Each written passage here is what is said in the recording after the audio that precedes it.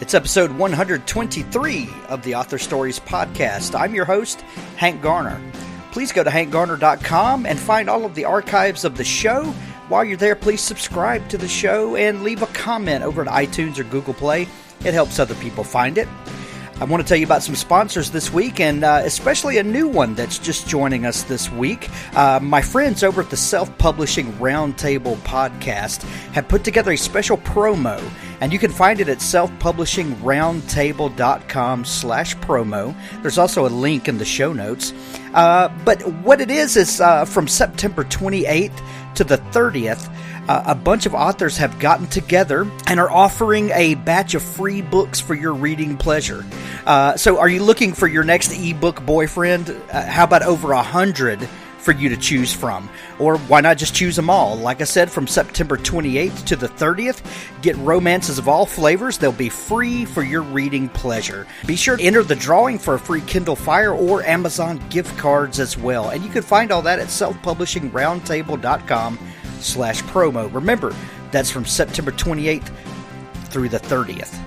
Swan's Night Sun by John C. Wright. John C. Wright is one of the living grandmasters of science fiction, and he won the 2016 Dragon Award for Best Science Fiction Novel at DragonCon.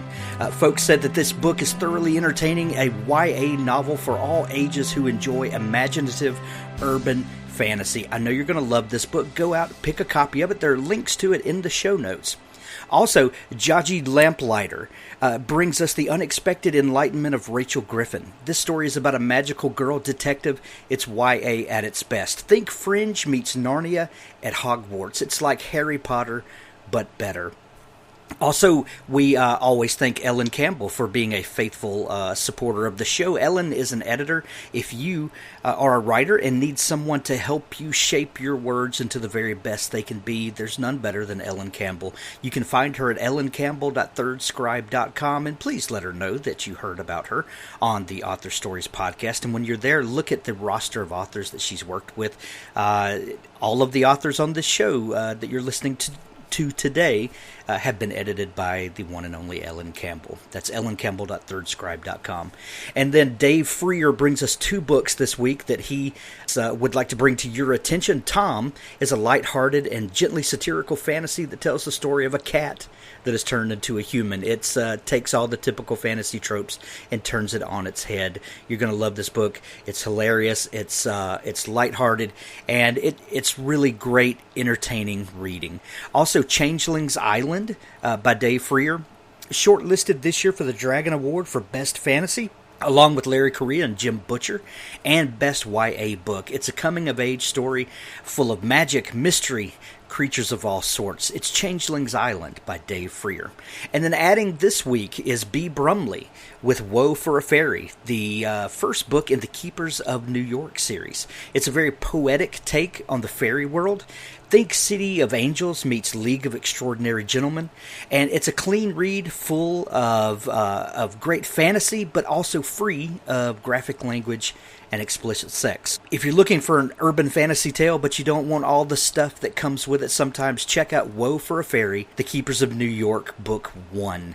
It's on sale right now for 99 cents through the end of September, so go pick it up. There's a link to all of these books in the show notes. And please let our sponsors know that you thank them and appreciate them supporting the show. Well, thanks for joining me again for the Author Stories podcast, where I bring you the story behind the stories and the storytellers. I'm really excited today to have a couple of storytellers on with me that were in episode 15 of the podcast. That was about 105 episodes ago. Jasinda and Jack Wilder, welcome to the show. Hey, hi. Thanks for having us back. Oh, thank you for coming back. You know, like I just said, you guys were episode 15, and I still get almost weekly comments from people that find the show and say, oh my God, that was the most inspiring thing I think I've ever heard in my life. Wow. That's so cool. That's awesome. I mean, just constantly. So yeah, I'm super happy to have you guys back. That was December of 2014. I mean, so much has happened since then. First off, you guys, I think not long after that show, you guys had another little one, didn't you? Oh, we did. That was like a big surprise. We didn't know that was even on the horizon, but yeah, we had another sweet little baby Ree. She has been a little angel in our life, and actually kind of pulled our entire writing and life in a very different direction than what we were headed on at that point. Slowed our travel way down.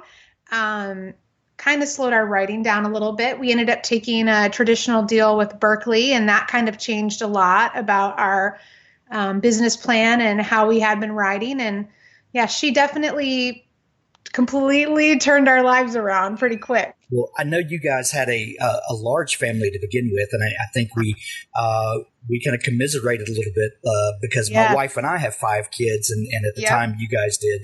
And so, yeah, I totally know how that affects every aspect of work and your creative process and all that.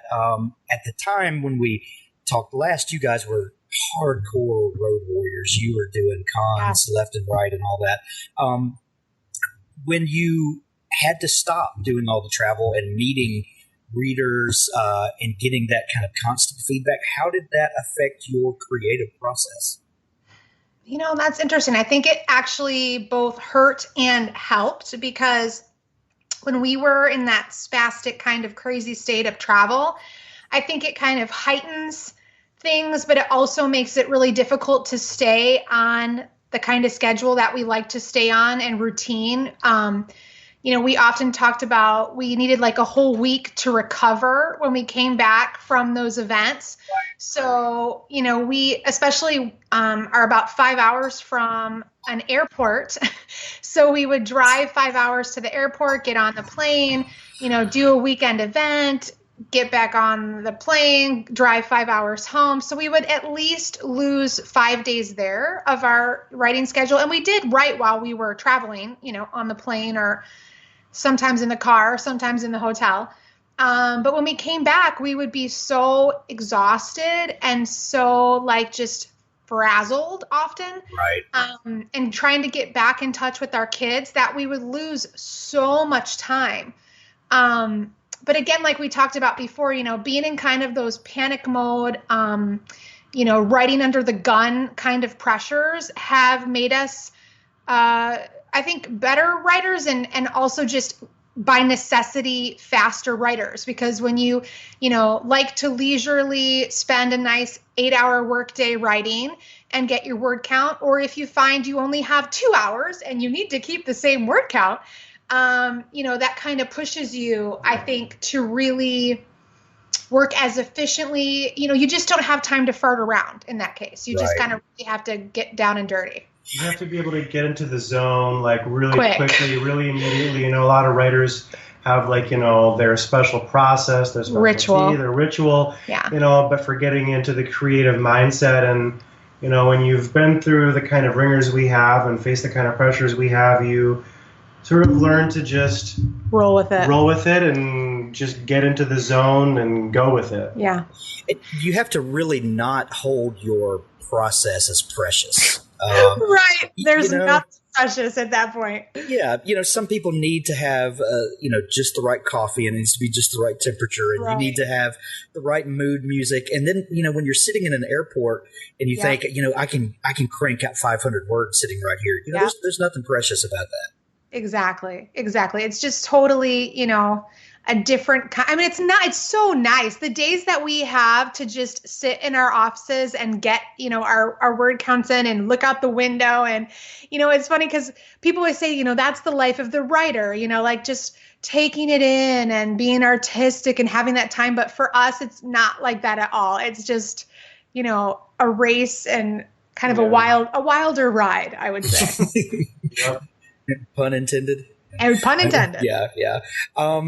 So the last time you told the whole story of kind of you guys beginning in this writing journey, and we don't have to go all through that story again, but maybe for some people that that haven't gone back and listened to episode 15 yet, you guys were in a very desperate situation, and writing and publishing literally changed your life. Would you like to just kind of give the Cliff Notes version of kind of how that happened for you? Yeah, I mean, we were both struggling, to make ends meet with the children that we had. My husband was in college full time. We were both working. I was working at that point 6 or 7 days a week.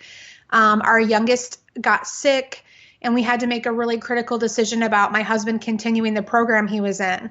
And when push came to shove, we just realized we couldn't do that and take care of our son and our other children. So he decided to drop the program, graduate without that additional certification. And we were trying to find any way that we could possibly find to bring money in. And a neighbor actually suggested to us that we start self-publishing because we had, everyone knew that we were writers, struggling artists. I also was in music and theater, and they were like, why don't you try this? We've heard about this, and we kind of poo-pooed it at first. We weren't really sure we wanted to do that.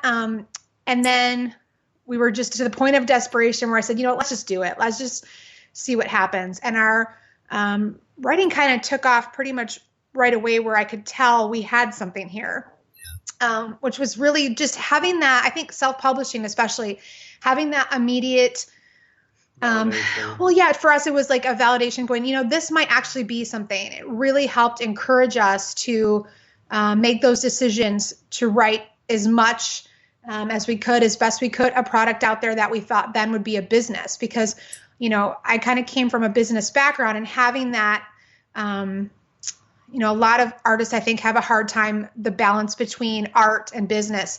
Right when we saw that there was the potential we could make money with this, I was like, okay, we have to get serious. How can we make this happen? And I think we made some really tough decisions, but I don't think we regret anything either. Not at all. I know that I think Falling Into You was one of your early kind of breakout hits. Yeah. And it was a story that was really special to you, and it really you really felt like you had something to say and to share with people.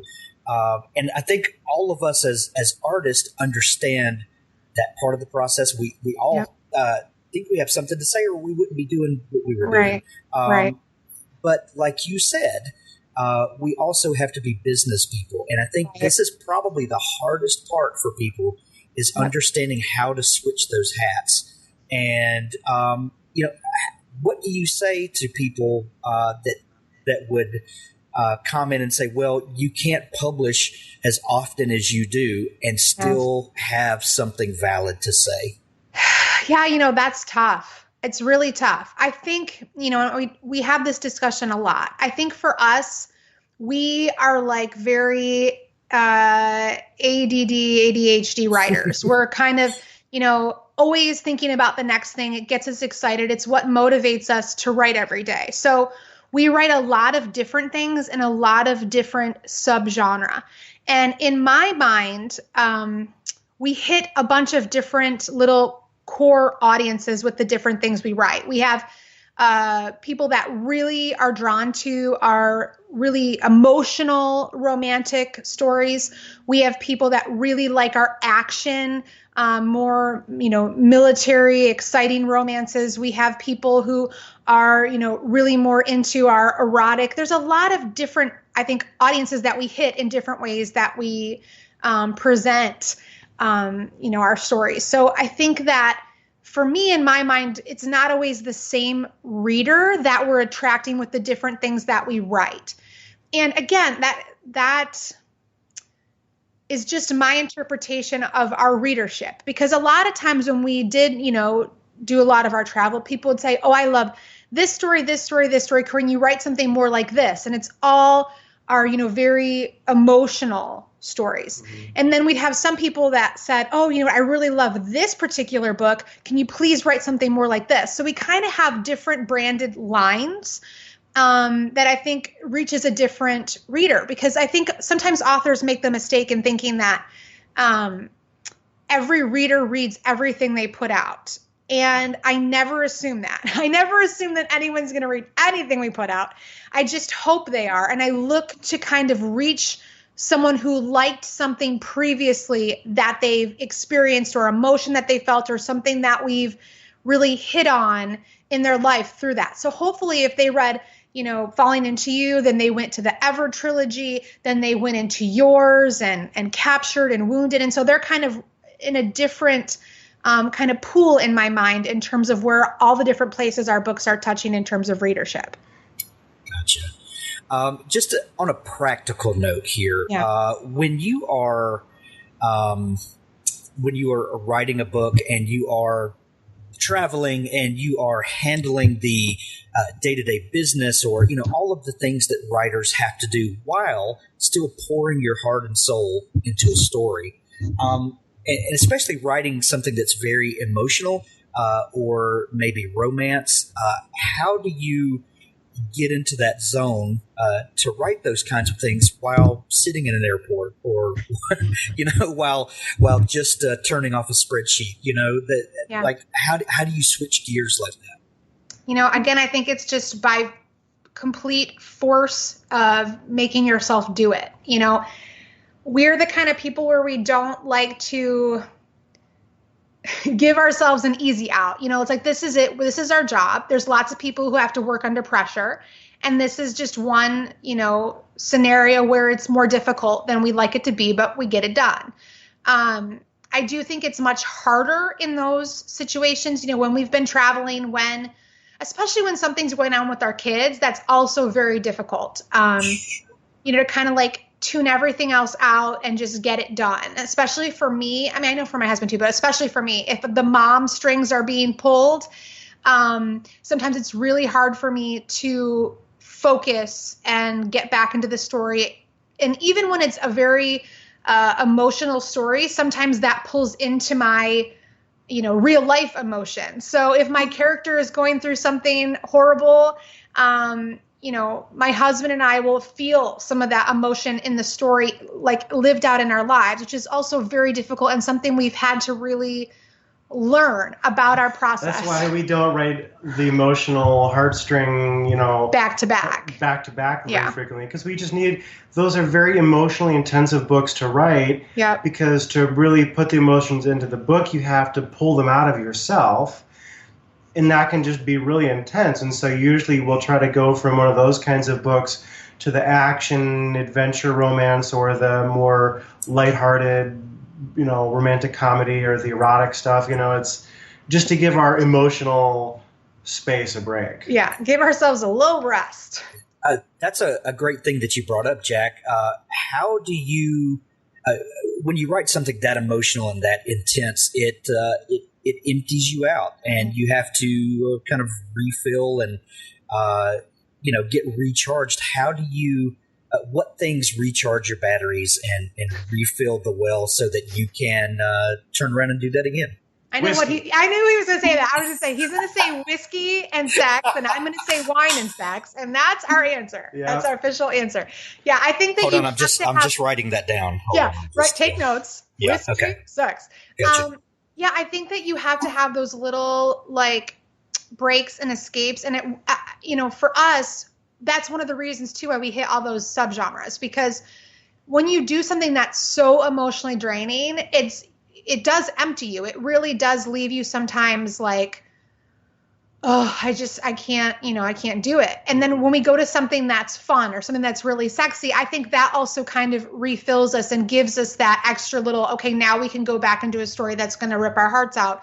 It's kind of a roller coaster, and I think most artists have that in whatever, media that they're working on. It's just those times when you go, oh, that was really difficult. That was hard, but we got through it. And the awesome thing about our writing relationship is sometimes if I can't do it, I'll say, okay, you got to kind of take over here because this is just killing me. And sometimes that even changes the story, believe it or not. We've had stories where we think it's going to go one way and it gets to a point where either it goes even more emotional or we dial it back a little bit because we are like, the reader's just, going to feel like we feel here, and it's not a good feeling. So I think that kind of helps with our process because we always have each other to bounce back and forth. And I think if, Jack and I have a very unique writing situation, but if you have a critique partner or someone that you work with like that, I think it's really important that you're very honest and talk through those difficult, parts of your process, difficult parts of your story. Yeah. It helps. You also just have to sort of give yourself, like you said, you have to give yourself permission to take a break if you need and, refill and, watch your favorite show and hang out with your friends and your family and, or go for a run or whatever it is that sort of takes your head and your heart away a little bit. Just so you can refill and then go back into it. Yeah, fully go back into it. Right. You guys said that you have a unique writing relationship. How do you decide when you're beginning a new project, kind of how to dole out responsibilities? Well, we have constant meetings with each other. It's funny because our workspace has evolved. We used to just have desks side by side, and now we have workstations in each other's each of us have our own office, and we have a workstation in both of those offices. And then we have a little meeting room separate from those two, outside of our bedroom, where we talk, usually daily, sometimes not every day. It kind of depends on what's going on, but we just have a constant flow of communication. And even when we're not sitting next to each other, we're constantly messaging each other, and copying and pasting things that we're working on to go through. It flows very organically, and it really depends on the project and on the story. We never sit down ahead of time and say, okay, you're doing this and this is your scene and this is my scene. It's all just, or like she said, it's organic and changing and ever changing. And, we like to joke that it's like a trade secret how we work together and who does what. But really, it's just, we can't ever nail it down because it's never the same thing twice. And really, we don't even really know. It's weird. It's just kind of happens. It just happens. Do you guys, do you outline out a book in the beginning? Usually I'm the one that's leaning more towards plotting things out. I will say it almost never, ever goes exactly as we've planned. But I do like to have more structure. I think Jack, even though it frustrates him, would say he's more of a pantser. But I think that's also why we work really well together, because we kind of each bring those different ideas and, let's just kind of, free fall and do however the story comes out. And I'm more, hey, let's think about where this is going. So that also helps to have those different sides of the process. Yeah, too. Before we started working together, before I started writing with her and we joined forces like that, my hard drive was full of partially finished stories. Yeah. Because I would get to a certain point and then just go, now what? I'm stuck. Let's try something else. Yeah, Jack, no one listening to this understands that at all. No, I bet not. Yeah. I call those my little story seeds, and we go back to them every now and again and raid them for ideas. And talk about how stupid they were. No, I'm kidding. They're brilliant, honey. Brilliant ideas. Those are mostly sci-fi, which she does not generally Stop. as much as That's I do. not even true. Now you're lying. That's not. Oh man! On a very practical note, how do you track each other's work on the same project? Do you use any particular software? Do you just share a drive and like how does that work? We share a drive, and it's what is it called right now? The Mothership or the Death Star or the Ivory Tower. The Ivory Tower. Yeah, Ivory Tower. We keep changing the name of it. But yeah, we just share things. A lot of times it'll be different chapters. Sometimes we'll both be writing the same scene. Sometimes, it totally depends.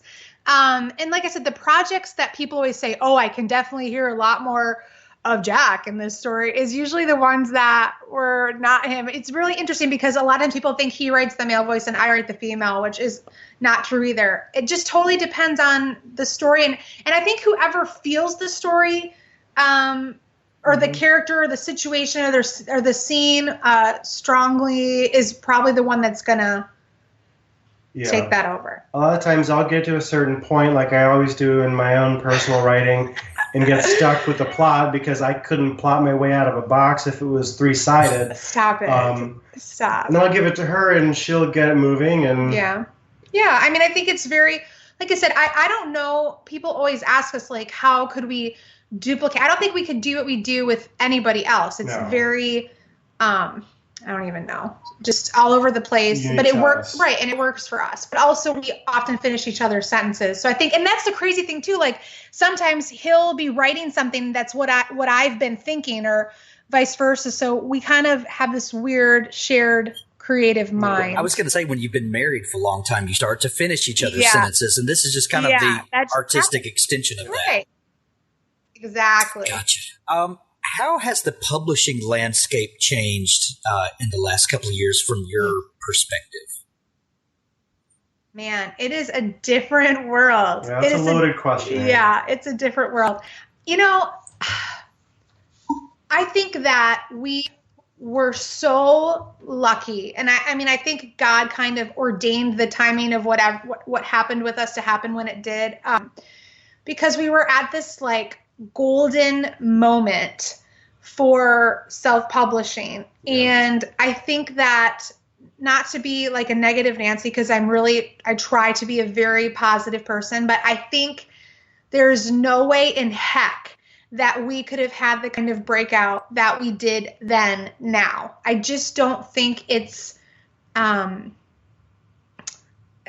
not the same time, and it's not the same world that it was then. And so I think that's discouraging for a lot of the writers that heard our story and, you know, feel like they missed their moment. I don't want to put that out there either. I think there's always, you know, that chance of a story breaking out, and talented writers out there that are just waiting to find their audience. But I just don't feel like we would have had the success that we had in the market now. It's just so much harder.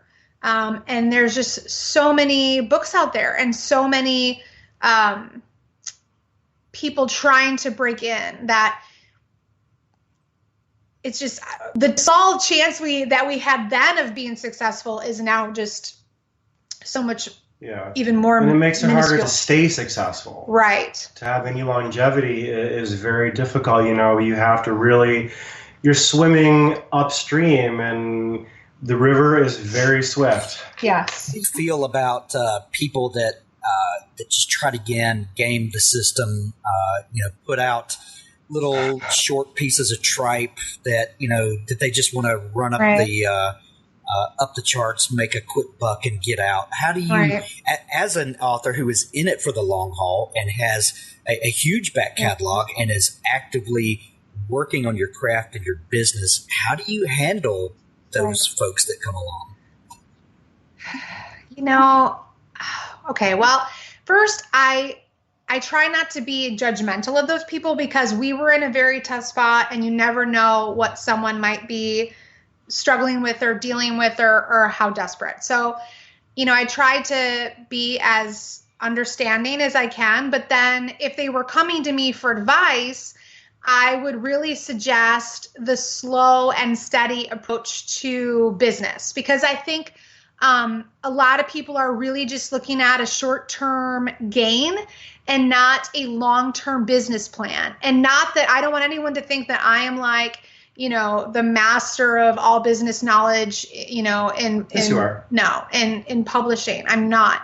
But I do know that what I've seen is the quicker the burn, the faster the light's going to go out. And so we're always trying to really, and we have, like I said, rode this kind of roller coaster, and now we're just looking at putting out a quality book that our dedicated core readership, even if that readership is much smaller than it might have been at one point, really putting out a quality product, and something that they're going to want to keep coming back for, because I don't want to be that one-hit wonder. I want to have a long catalog of books that make people feel something and mean something, and didn't just make us a certain amount of money and aren't we happy about that? Yeah, that's great. But one thing we've really learned, and again, I know it's funny because we talked to you about this, we kind of had that interview 2 years ago at a very critical point for us. We were kind of at a precipice. We had just gone to these two events in London, And we had this one really, really big conversation with some of the biggest names in indie publishing at the time. And all of us were at a breaking point, physically, mentally, spiritually. And when we came back from that, it was right around the time that we found out I was pregnant, just within a couple months. And we sat down and, I kind of looked at my husband, he looked at me, and we were like, what are we doing this for? Like, what is really important? And what's our legacy? What do we want our readership to know us for? And what do we want to leave? And how do we want to live our lives? So at that point, I thought, you know what, these quick flashes of success are great. Hitting a bestseller list is great. But really what's more important to us at this point is just having continued happy readers, having a life where we can look at each other and go, you know what, this is something that we feel is worth, what we're putting into it, and that we're continuing to grow as artists. I think if you get to the point where you're only doing something for the money, or you're only doing it for some kind of gratification, to hit a list, to hit, and not that goals are bad, but if that's why you're doing it, your work is going to suffer. Your art is going to suffer. There has to be a joy, and just a contentment that I feel like, especially with the indie writing community, everyone's was racing. We all felt like we were racing. And I really do hope, because I love the writing community, I love the reading community, that we get to a point where we can breathe and we go, you know what, this might not ever be that golden moment again, that gold rush, but it's still really good. There's still art here that would never have been heard. There are voices that would have never been heard. There are stories that would have never been, penned. And how beautiful that story is, and how exciting that still is. And it kind of worries me sometimes when I see people getting so depressed that, the numbers that they heard before, the lists that people were hitting before aren't happening, but there's still so many good things and so many readers out there that want to hear and enjoy those stories. And that really is, I think, the last thing she just said is really key on a practical sort of craft note, is that you have to always try to tell a story at the very least that you enjoy. Right. Every once in a while we'll go back and we'll pick up our old books and we'll flip through them and we'll read them, and that's if those are interesting, and if you go, wow, this is actually pretty good, then you've written a good story. If you can go back and find interest in your own work after a few months or years, then you've told a good story. And that needs to be your goal every time, is to write characters that you are fascinated by, that you feel like have lives that continue after you close the book. Right. That stories that you would enjoy yourself again. Yeah. When we talked last time, like you said, it really was a really interesting time in publishing. Yeah. Because we were right at, if you can imagine a roller coaster going up that first initial hill, that the front car was right at the pinnacle for indie publishing. It's like we had just reached the point where people were taking indie publishers seriously, and now it has gone full bore, full speed ahead, to the point now that I interview a lot of authors who have only ever been traditionally published, and they have to say, you know what, I think if I were starting out today, I think I'd probably publish on my own. That is a sea change from what happened, 2 or 3 years ago. How do you feel as I guess you guys are hybrid published now. You've got you're still self-publishing. You have a traditional deal as well. It really is a great time where you get to pick and choose what's best for the particular project. Is that kind of how you look at it? Yeah. Yeah, I think that, part of our, I don't want to say business plan, but part of our, hope is to reach as many readers as we can. That is, I guess, part of our business plan is to continue to find new readers and people that will enjoy our story. So having the ability to do that in any way possible, whether it be in your local Walmart or your local Barnes and Noble, at the corner store, that is a great thing. Just like being available on, someone's app or on their Kindle, all of those ways to reach readers excite us. I don't think there's anything better for a writer than knowing that you found a new reader. I mean, there's just something so awesome and exciting about that. So we want to do that in any way, shape, or form possible. And I think it is definitely a shift in where the power has been held. Now I think writers have a little bit more just weight in being able to go to a publisher and say, hey, I do have this project. Yeah, I have a backlist of this many books and I have a readership.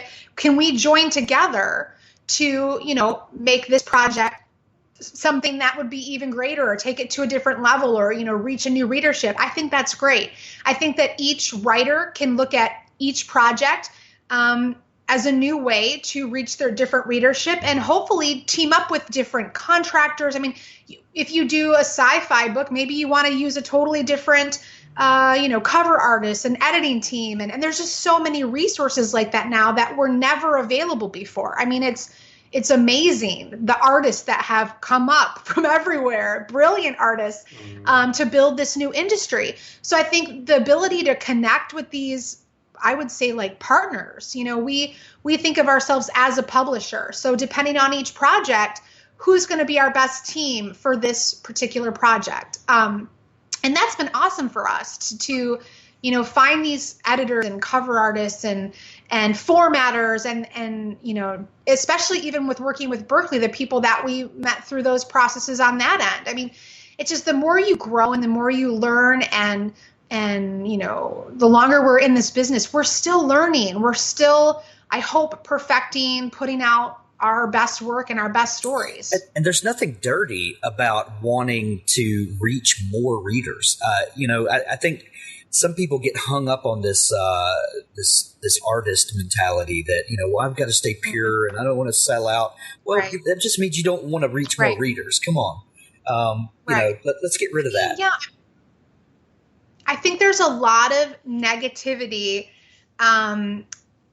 that gets thrown around, especially in looking from the traditional side to the indie, or the indie to traditional, or authors that make different choices. And kind of how Jack and I have always looked at it is, we as a collective want the indie writers to be successful, because we think it's such an amazing, exciting time to be a writer and to be an artist. But I also feel like personal business choices are personal business choices. And, we can only control our business, but we have hopefully, been a little bit of an example in terms of, the precedent that you set does actually affect the entire community. So we're always trying to, when we look at a contract, is this a fair contract, not only for us, but for everybody? Because we know if we sign it, well, then it sets a precedent.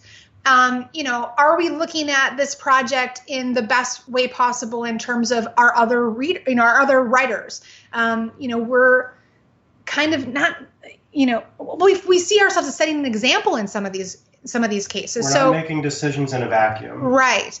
So we're really always trying to think about, on both sides, how can we make decisions that are not only smart for us, but also, hopefully helping the entire community of writers and artists. And I think you're so right about, people sometimes say, well, that's wrong to do it that way, or just because it's different than your way doesn't necessarily mean it's wrong. And we've kind of learned through trial and error that sometimes you're going to make mistakes.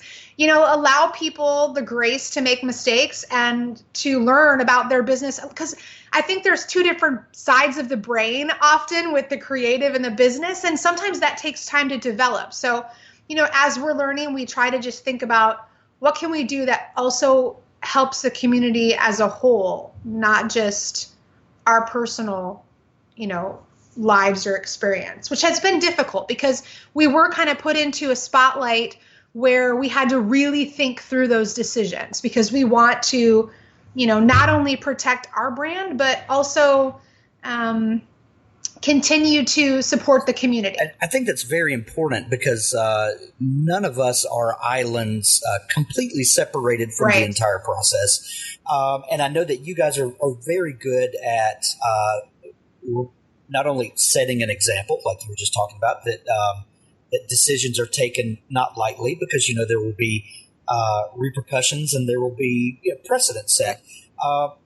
Right. Also, would you speak just for a minute about the people maybe that have done the same for you, maybe other people that encouraged you, and kind of how looking at maybe that, and even though the generations are extremely short because things happen so quickly, but that generation of writers that were just before you that set examples and precedent for you. Yeah. I mean, I again go back to that conversation in London because that was like, if there's a moment in time that I'll probably just change the course, that was that conversation. A very seminal moment. Yeah, I mean, if you can picture this group of authors that are so successful, top of the world, and all of us were just like either in tears or near tears, just about how we felt about our health, how we felt about pressure and stress and our family relationships. And it just was when you feel like it's just you struggling. And then to find this little core group of people that are saying some of the same things and feeling some of the same things, it was really eye-opening. I was like, if this is us feeling this and we're at the top of our game right now, what's happening to all these people, under that umbrella of, the new indie frontier? And it really caused us to sit and reflect. And, we talked last time, Hugh Howey and Bella Andre and Barbara Freethy and Liliana Hard and all those people that were, doing so much of the traveling with us and going to a lot of the big events where we were like the indies in the spotlight, kind of took us aside and we all talked about, what can we do to better our health and to take time for ourselves and to slow down and to appreciate life. I remember Bella Andre said to me, we have to look at why we're doing this. What is this for? Like, you have to have a life worth living to want to continue on. And it was just a very, I think, emotionally taxing, physically taxing, because travel is rough. Let me tell you. I mean, I'm someone that went from hardly traveling at all to traveling. We were traveling 3 or 4 weekends out of the month. I mean, it was a lot of travel. And those people really said some things in that time and in that moment. Hugh Howey, too, especially said some really wise things to us. And that made us really want to take a step back and go, okay, we have to, number one was we had to do something about our health. We both were dealing with some major health issues and that just could not continue. And so we said, we have to have a healthier lifestyle. We have to not just be eating, on the go and these travel, crazy things that were going on. We have to slow down. So I think that those people, even if they didn't even really know it, even if they were just sharing what was going on in their lives at the time, really helped us tremendously kind of reprioritize. And I think especially for the indie writers that are, like I said, trying to reach the bestseller list or a specific goal, sometimes you neglect things that are so critically important. And then once you get there, you go, okay, now I have this, but what have I sacrificed, especially in terms of my health, sitting at the desk for the past, year or however long to get there. And now how can I get back on track? And so those people opening up, their experiences and giving us some wisdom really, probably probably saved my life because my health was at that point so bad. But it really, really opened us up to, okay, we have to not only have a writing goal, not only have business goals, but need to have these other priorities that are critically and crucially important for a happy, healthy life. And you went on to chronicle that journey in a new nonfiction book that came out this spring. Yeah. What was that like? Excuse me. We talk about fiction being the lie that tells the truth, whereas nonfiction, I guess, would be the truth that tells the truth. And how difficult is that to put yourself as the prime character, as opposed to, always hiding little bits of ourselves in our fiction? What's it like to put yourself center stage? Yeah, that was literally one of the scariest things I've ever done. It was silly, potentially. But I was a nervous wreck. And I was telling my husband, we put books out all the time. You'd always have like release day jitters, but this was like full on panic because I put some very personal, vulnerable. Yeah. Very truthful, honest, brutally honest in some cases, things from my past that I really, until I sat down to write this book, didn't even know that I needed or should talk about. But I felt like if I wanted to reach certain people, that honesty was important. And so, I put it out there, and the feedback and the response has been tremendous. But I definitely prefer putting the fictional characters out there over myself. It was definitely something that was a bit challenging for me. Well, it was also just a massive project, just on a practical level. The scope and the scale of what it takes to put out a nonfiction title like that is just absolutely staggering. Yeah. I don't think we realized that until we really got into it, how much work it was. But well worth it, but a lot of work. Who published that book? We self-published that book.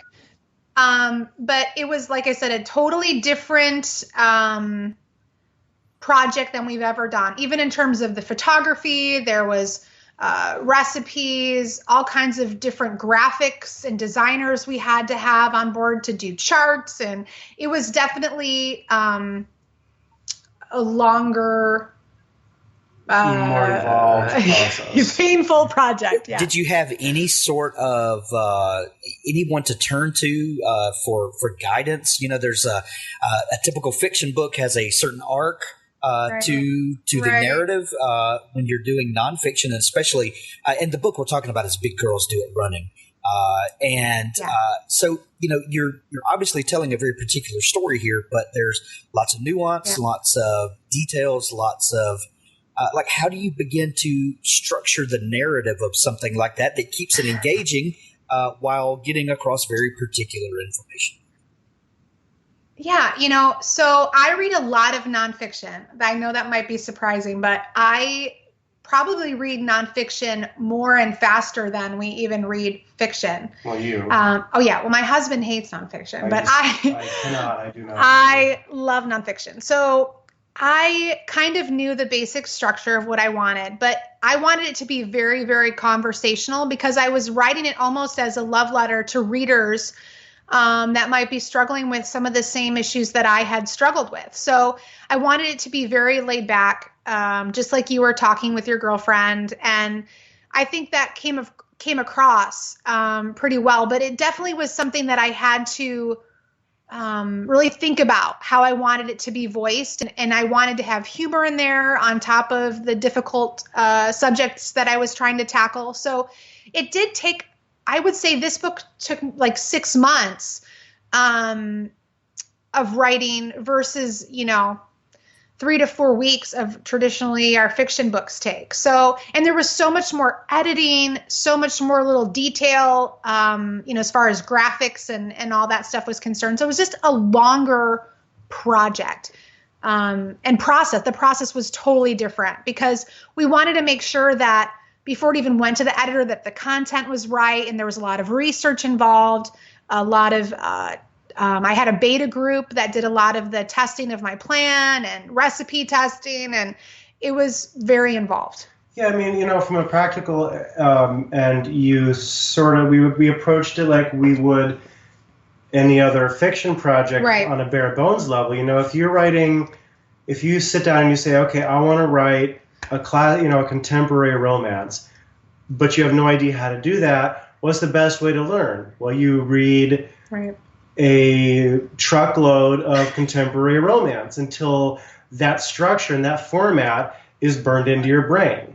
That's how we approach writing fiction, and that's still how we do it. Whenever we sense the trends shifting, we pull back and we spend a few weeks or months reading everything that's doing well and what's trending, and to figure that out. Well, that's what we did with Big Girls Do It Running. She read just a gobsmacking amount of nonfiction, and then we sat down and she told me how she saw this being structured, because these are the projects that she'd read. That's how they were done, and this is how she would change it. And, I think it's the same. It's just a different animal, very similar, but also very different. And I think for me, it was huge learning experience, because this was a mix of a lot of different things that, like I said, I didn't even really know that I wanted to talk about, but I think women needed to talk about and women needed to hear. So it also gave me an opportunity to have a relationship with my readership that I probably would never have had, and a level now that I think is much deeper than it was just with them connecting with our fictional characters. Now I think a lot of them connect deeper with me personally on a different level. So it's actually been really cool to have that, just different level with my readership and understanding. On a very practical level, since you guys do co-write so much together, Jack, what was your process in this book? How did you plug in and help with this project? I sort of more just facilitated. This was, I would say, your number one editor on right. This was definitely a labor of love for my wife, but we never do anything alone. So, I did a lot of, editing, a lot of sort of, guiding the narrative in some capacity. Yeah. Kind of reeling in my humor a little bit, maybe. I mean, it's funny because the way that this kind of worked was whenever I had free moments, I was trying to, usually at night, work on the nonfiction on top of our regular workload. And he would come into my office at night, and I would sit at the computer next to my desk, and he would read through what I wrote and make little notes and comments and do little editing. And I could tell the nights that he was really laughing, or, was just smiling, or he would go, wow.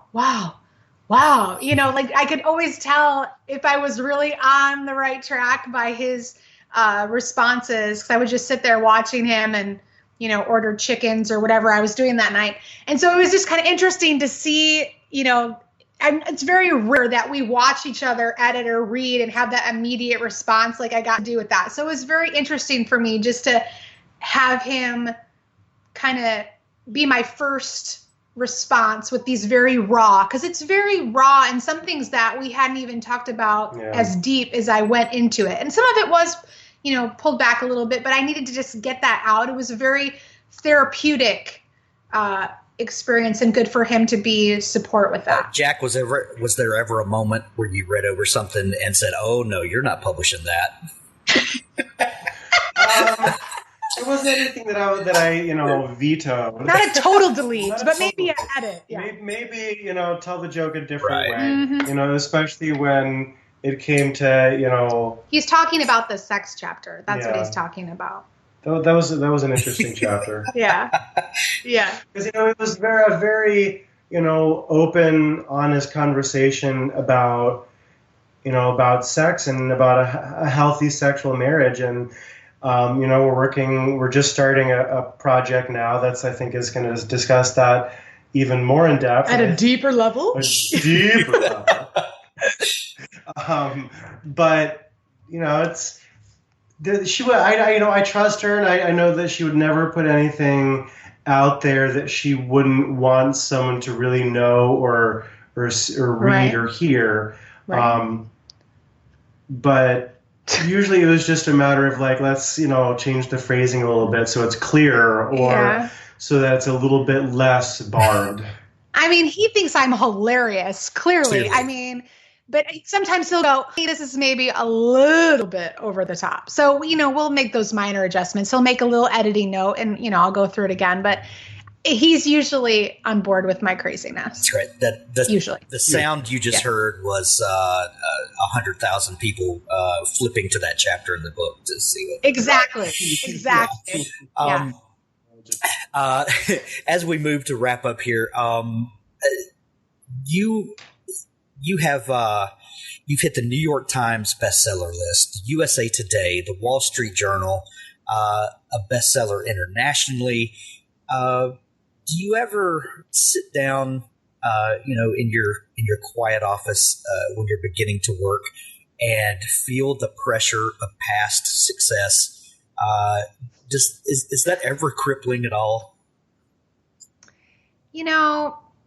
That's an interesting question, because we feel like those things are so amazing and awesome and exciting, but we also know that there's never any guarantee in anything that you put out there like that, that's going to be repeat. I mean, I always think of it in terms of music and in terms of Broadway shows. I mean, some of the best Broadway shows were only actually on Broadway for a handful of weeks. And so I try not to let those things, like a New York Times bestselling label on a particular book, to help me too much or hurt me too much, because my goal is always just the best story. And sometimes the best stories never get a New York Times bestselling title. And sometimes stories that, you're like, really, get those titles. So for me, like I said, we think of it as just this amazing blessing that happened in our lives, that these stories reach that many people where we would get that title. But really, when we sit down to write, we're always thinking about that reader. And in our mind, that reader is this, particular person for that particular story. And we just hope it finds that person. And really, a title doesn't guarantee that. So I wouldn't say crippling. I would say it's always a motivation, because we want our stories to reach as many people as possible. And that's what those titles mean. But on the other hand, sometimes the stories that we feel the strongest about, that we think is our best work, even most critically acclaimed, are not the books that have the New York Times bestselling label. Yeah. So if you were to ask us what we think our best work is, I don't think any of those books would be New York Times bestsellers. So, I think it's difficult for me to say, because I have that New York Times bestselling title, that, hey, writer, don't ever think about that, because that's not what it's all about. Because people would be like, oh, well, you already have that, so of course you're going to say that. Yeah. But honest to gosh, that it's really, although it is an honor, it really shouldn't be something that cripples you, or something that has that much power over you. Because really, when it comes down to it, I want to be remembered for my stories, not my titles. I want to be remembered for the feelings that I gave my readers, not some, honor. So I guess that's what keeps me going and keeps me focused, is that, again, the legacy that I want to leave, and how I want to make people feel, because there's no guarantee that anything is going to be the same tomorrow, So we're just always trying to keep our mind on the story and the reader, because that's, to us, really the most important piece of this is. Because otherwise there would be, if we didn't keep that in mind, I think that there would be sometimes the pressure, especially to sort of try to, write another Falling Into You or write another Alpha. When something is sort of like a breakout thing and there's a bunch of fervor and clamor over it, it's easy to go, okay, now let's recapture it. Let's do it all over again. But you can't ever do that. The market's not in the same place. We aren't in the same place. We wrote Falling Into You in a very, pivotal, high-pressure, desperation time. And I think that reflects in the tone of the story. Yeah. And we're in a different place now. And it's not that there's not the, the passion behind what we're doing, but it's different. It's different. And, just like there's never going to be another Falling Into You. There's never going to be another Alpha. Doesn't mean that the books that we do we don't hope will reach a similar level of success, and that we don't put as much of ourselves into it, because we do. One of our latest titles, Yours, I feel like is a beautiful story with, a really deep, raw sort of message, but it just didn't hit the same way. But that's okay, because we still feel very strongly about that, because we put a lot of ourselves into that story. And it was a story that needed to be told, and that was important, and that people are responding to. I think if you get caught up in the aspect of the industry that's just numbers or just titles, you're going to miss the real beauty sometimes of these stories are reaching people that they never, first of all, we would have never been able to put those stories out there. And then second, the people wouldn't be able to find those stories and have them speak to them in a way that has inspired them and their lives. And so for me, I try to always look at the other side of that and look at the positive and look at all the amazing things happening. I also think it's really important that we realize that this is not a competition. You are, hopefully all of us as publishers are all cheering each other on and wanting others to be successful. And when I see other indie writers on the New York Times bestselling list, I am always doing a cheer for them and excited to see that. And, these are all amazing stories. We all have amazing stories. And so I think, kind of changing the focus of how we can look at things really does make it all that much sweeter. I think very well said. If someone knows nothing of your work, where would you like for them to start? The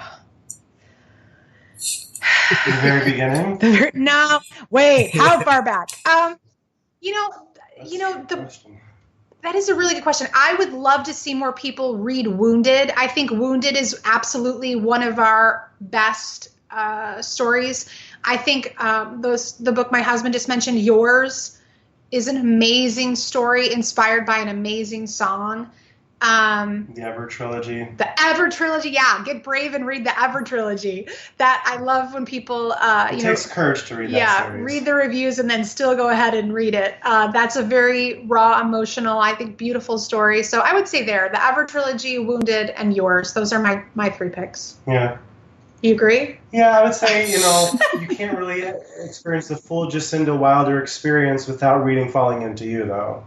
Well, what about Big Girls Do It? Come on, there's so many. Come on.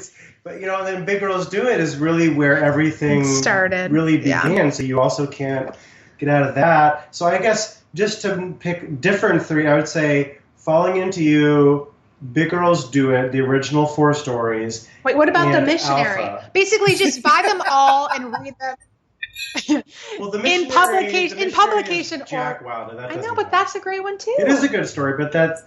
And it's just in the And you wild, never mentioned that one. I know. Okay. I let people bring that to me because it's fun. Okay. I'm going to link your Amazon page, and if everyone will just sort your Amazon page by publication date, and then just start working to it. That's right. That's right. Yeah. You have a new book about to drop in just a couple of weeks. Tell us the name of that one. Okay, so we have a whole new series. We're starting with the first book, which is about 8 brothers, and their last name is Bad, B-A-D-D, and they are quite the characters. It's more of a sexy, fun, kind of back to our Big Girls Do It roots, a little bit less angsty, less emotional, but very, very sexy. So the first one is... I can't say it. I actually can't say the title because it might get bleeped. Do you have a beeper on that side or something? Go ahead. Okay, so it's B-A-D-D, bad motherfucker. Honey, you said it. You weren't going to. I wasn't going to. Okay, so this episode is rated R, but that's okay. Yep. That's okay. But in the title of it, it's the U is replaced by an asterisk just to get it past the center. Just to get it, yes. But you'll, I'm sure, see it on the cover and go, oh yeah, I know what that is for sure. Yeah. Gotcha. Yeah. All right. Where can people go to follow you on the web and to find out new news about what's going on? The easiest is just to go to jasindawilder.com, Jasinda with a S, not a C, and you can find all of our social media and our blog and all important info. It goes in our newsletter, so make sure you sign up for that too. Jack and Jasinda Wilder, thank you so much for coming on the show. Two of my most favorite people in publishing. Thanks, guys, and I'll be sure to link up everything in the show notes. Yep, happy writing.